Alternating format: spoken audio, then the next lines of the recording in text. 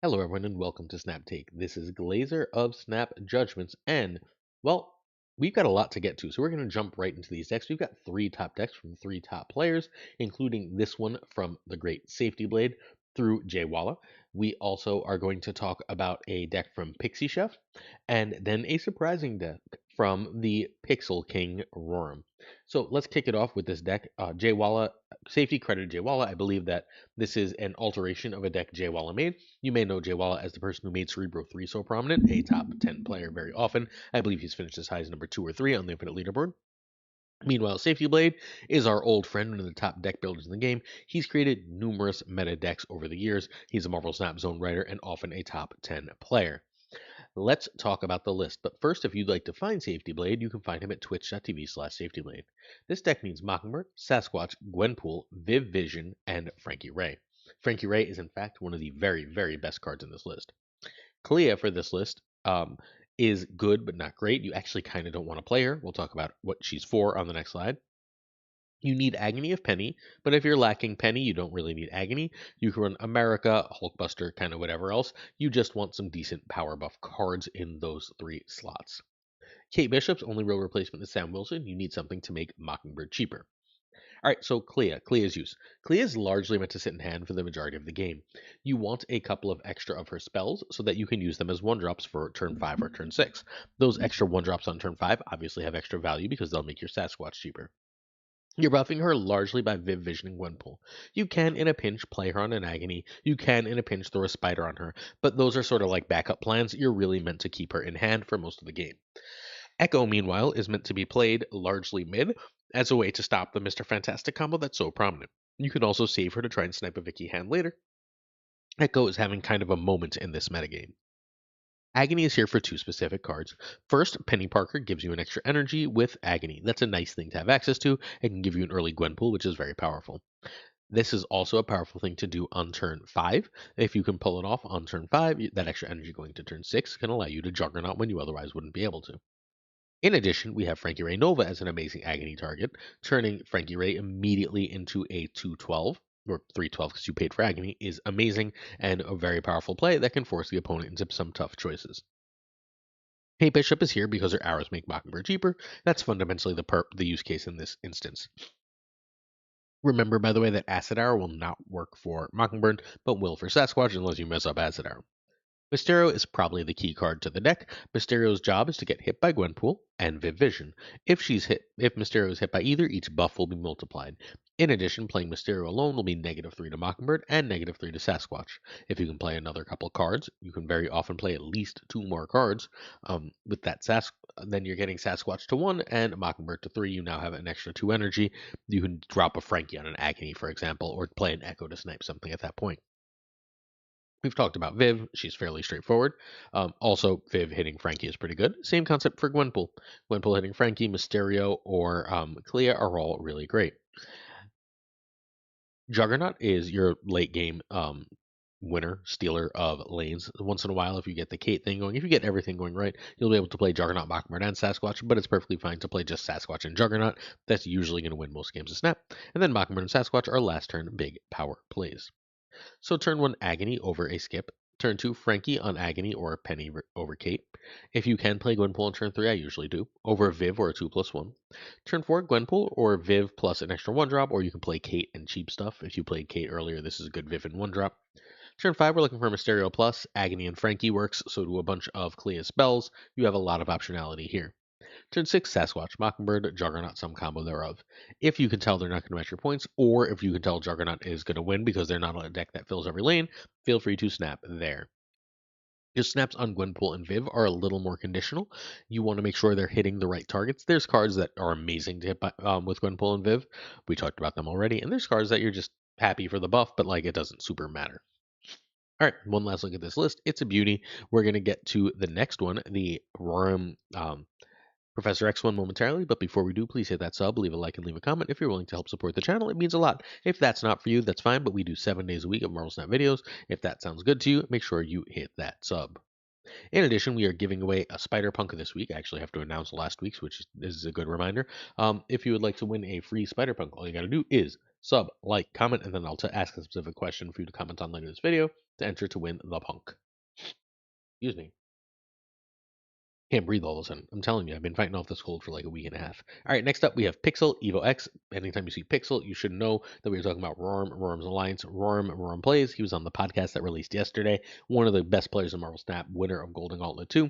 He sent me this list. He was like, "This seems stupid." He named this for Dexter. I don't know why. Apparently, maybe Dex asked him. I have no idea. However, this deck is a monster either way. This is one of the better Superior Spider-Man lists I've seen in quite a while, and it's amazingly frustrating to play against. So you can find Norm at twitch.tv/RormPlays, again, one of the greats of the game. This deck needs Evo, Cannonball, and Mercury.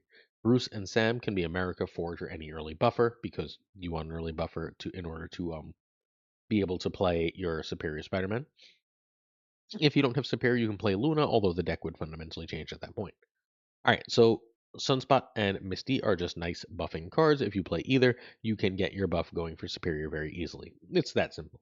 Bruce is a nice scaler. It will buff Superior, but like it's a nice scaler. You are spending a lot of the game building your Hulk and using your Cyclops, so that is a very, very powerful Bruce. Playing 2 for 12 is nice, and since you're wasting that energy anyway on the other cards. Sam is a nice, easy way to trigger the Superior Spider-Man. That's why he's here. He's not otherwise especially useful, but it's a nice, simple way and a good card to have. You want extra turns to Bruce, extra turns to grow Hulk. So you run Magic. Cyclops is a nice scaler. It tends to play for at least 3/8, but in a Magic game, easily 3/10, sometimes 3/12. That's obviously points worth running. Mercury is here for Cannonball and to keep things out of Professor X lane. Obviously, fairly simple. Mercury is also really good because Move is probably the best deck in the game. Superior lets you Professor X on 4, which remains one of those powerful things to do, especially if your opponent's not playing Move. If you can Professor X on 4, you can hopefully win that lane through a Mercury, or just you've played that in like a Sunspot or a Bruce lane, and thus you should be able to win. Evo is here because you're running Evo cards. The Professor X is a lockdown on 4 or 5, 5 with Magic in particular. That gives you plenty of time to play Mercury and Cannonball. If you win the Professor X lane, you win another lane through Mercury Cannonball, you win the game. Be careful not to Cannonball, unless you'll take a 50-50, but be careful not to Cannonball. Usually, if you don't have Mercury out and you do have Professor X out, Cannonball can throw a card into the Professor X lane. People might remember Slayer Blade, which did that before Professor X changed. And then, of course, Hulk is just a big card. You're passing energy, so you might as well have a big Hulk. Often 18 to 20 power still. A monster of a card is nice to have. Once you've won that Professor X lane, you just need a way to win another lane if you don't get the Cannonball thing going. All right. This one is a 60-minute win rate at 19 and 3. Turn 1, Sunspotter Misty. Turn 2, Sam over Sunspotter Misty. Turn 3, Superior over Mercury over Cyclops over Magic. Turn 4 is Professor X, or you can do one of the threes, or just fine. Turn 5, Professor X or Cannonball. And turn 6, Cannonball or Hulk. And obviously, if there's 7 turns, you can move things up. This one is stupidly simple, stupidly powerful. Superior is insane here. This is a genuinely powerful list, the best that Professor X has been in quite a long time, despite this being such a heavy move meta. Turns out Mercury does solve an awful lot of problems, even at 3/4. She is one of the best cards in the game. If you're not sure what the best cards in the game are, by the way, I did a tier list of Series 4 and 5 cards in Sunday's video, and then I had some top players, including the Pixel Rorm, including the kicker of L's look through the tier list and tell me things they complained about. Mercury's in S tier, no one complained, just for the record. I think that this list is really, really strong and definitely worth playing. I don't know how much I'd play it pre infinite, depends how much move you're seeing. But if you're not seeing a lot of move, I think that this one's kind of a monster and definitely worth messing with. We got one more deck to talk about, but first, I don't know if you know this, but I'm doing some raid content that I'm really enjoying. I'm having the time of my life making raid content. Like genuinely, I spend some extra time playing it because I just really, really like the game. Yes, it is a promo thing, but I love it. So if you're curious, come check out some of the content. I think you'll have some fun watching me be silly and open some stuff and play the game. I'm by no means an expert, but if you're interested, check it out. And if you're interested in joining the game, you get a legendary and 3 epics, which is like $200 in value for signing up using my code in any of my raid videos. I hope you do check it out. Our last deck of the day is a deck that's sort of been around. I think we might have even featured this, but like it's better than ever right now. It's Pixie Enjoyer's Shuri deck, which is meant to like use Pixie or some combo of Surge and Hope or Warlock to be able to like go Shuri into Infinite into Taskmaster type shenanigans, which happens far more than you think and is utterly, utterly disgusting. Thanks to like this list is very, very strong and puts up a bajillion and 1 points. And I know a lot of people like putting up a bajillion and 1 points, so I thought I'd feature this. This is like a better version of a lot of the Man Spider decks. It doesn't go as big as the stupidly big Man Spider decks, but it also generally beats Shadow King, and those Man Spider decks do not. I just realized I have grapes next to me, and now I'm dying for some grapes. All right, this deck needs Pixie, War Machine, Warlock, and Hope. Surge can be Adam Warlock. Nico can be Echo or Kitty. The reason it could be Kitty is we run Hope Summers. Sunspot is here because we're passing a turn. We might as well get the benefit of Sunspot. Nico is in every Pixie deck because blowing up Pixie to draw 2 or turning into Demon is absolutely excellent. Ebony Maw is a 1/7 that doesn't have a downside if you play War Machine. If you don't have War Machine, don't play Ebony Maw. Surge gives you some cheapness. Hope gives you some extra energy. Pixie completely rips up the turn by turn, but changes the whole deck. If you get a cheap Infinite or Taskmaster or anything, the game is over. You've won. From there, Hope lets you play Shuri onto it and then like pass an Infinite, which is really, really strong, obviously. Or lets you pass and then She-Hulk Taskmaster, which is really, really strong.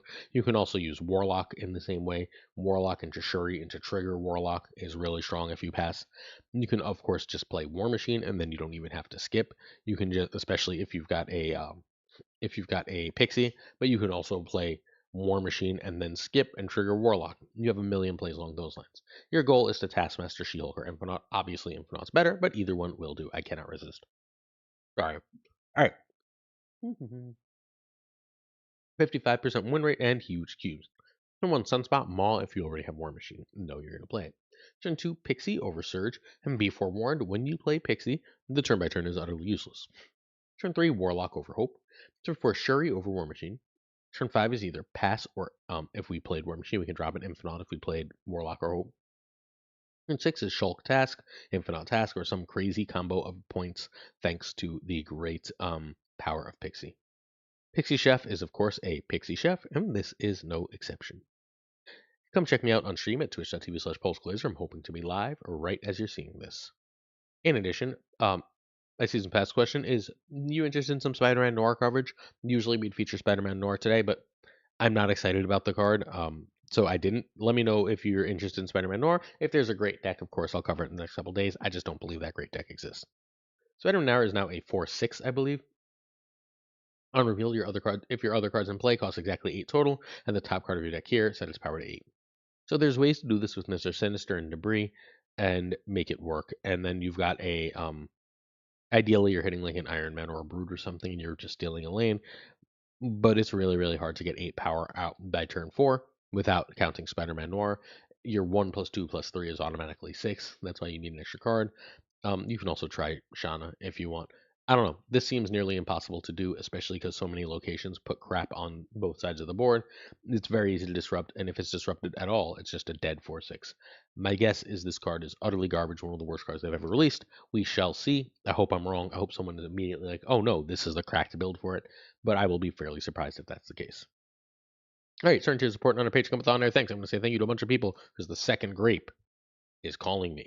Thank you to Jonesy Snapped, Abigail Geeson, Mandatory Burnout, LEB Inc., I Am Frostman, Ironcloak, Hota, Navidete, Primed Ryan, Ryan Burke, Ryan Wood Snap, Ren Wrench, Vera Group, Math Gopher Cav, Caretaker League, Corey, Kazushi Archangel 3K, Black Dia, Pyro, Gold Seeker, Code, Download Synth, Fat Nick, Absolute Shannon, Jerte, Dark Moogle, Mr. Kerfuffle, Cables, Gingy, Philly, Haplo, Kenny Longus of the James of the Biz, Black TB's 23, 8, Skippy, G, Jessica Gamble, Sushjet, the King of Bros, The Great Kazoo, Werewolf, Capsule, Colt, Clam, Colonel Warman, David Moo, Wingfield, Steven, Brian Coffin, just an H. Martin. I'm literally drooling. This grape looks so good. It's Jason B, Matt V, William, Billy Nix, Ray Sean Smith, Charles, Chuck Q, Washington, Corin, John Q, Jimmy Q, Yes Stout, 8th Stage, One Big Man, Cactus, Stevo, Yo Marco, Ted Bro, and Quipro, Joe, Snapjustice Joe, Biggity Boom Bot, Bricks 2 Click, Aku, Ocularis, Green, Goblin, Flan, Bits, Spectrums, Hoot, Only Fox, Matt H, DJ Mike Hydrix, No Freaking Flex, Nick the Geeky, Toxic Soul King, King of Canada, JJ, Demnan Falcon, Father Newman, Two Ties, 3 1 of the Parking Tucker, and of course Gunny T. The T stands for grapes.